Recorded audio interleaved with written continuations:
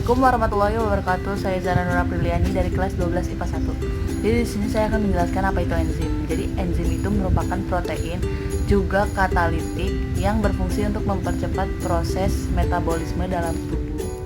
Nah, selanjutnya, kata enzim sendiri berasal dari bahasa Yunani yang berarti ragi. Di sini dikatakan bahwa percobaan fermentasi alkohol yang dilakukan oleh Louis Pasteur menjadi tonggak atas penemuan enzim.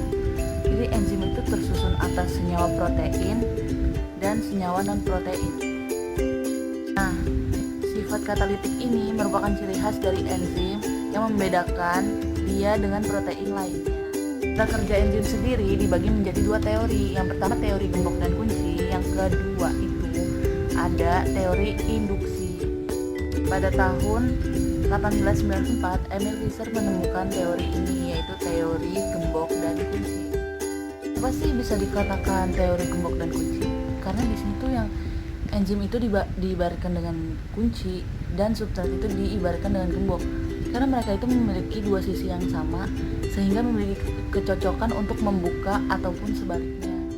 Namun, teori gembok dan kunci sendiri memiliki kekurangan, yaitu tidak dapat menjelaskan kestabilan enzim dalam peralihan reaksi.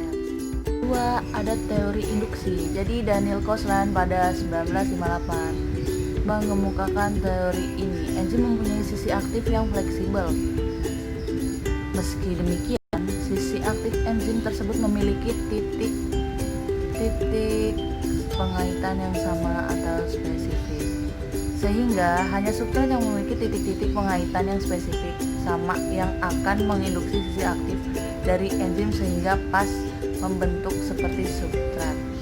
Jadi teori induksi ini yang diakui oleh para peneliti karena bisa menjawab kekurangan dari teori sebelumnya, yaitu gembok dan selanjutnya itu ada fungsi enzim. Fungsi enzim itu yang tadi mempercepat metabolisme dalam tubuh. Gimana sih kalau kita hidup tanpa enzim? Sebenarnya bisa aja, cuman proses baik metabolisme, anabolisme atau katabolisme itu pasti bakalan terganggu. Selanjutnya kita bahas sifat-sifat enzim. Jadi yang pertama itu ada biokatalisator, yang kedua ada termolabil, yang ketiga ada spesifik, yang keempat ada dipengaruhi pH, sama halnya seperti suhu. Pasti cara kerja enzim juga dipengaruhi oleh pH.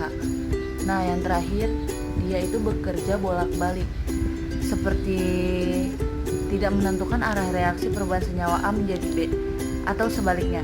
Itu bukan enzim yang menentukan kemana arah reaksi tersebut akan berjalan.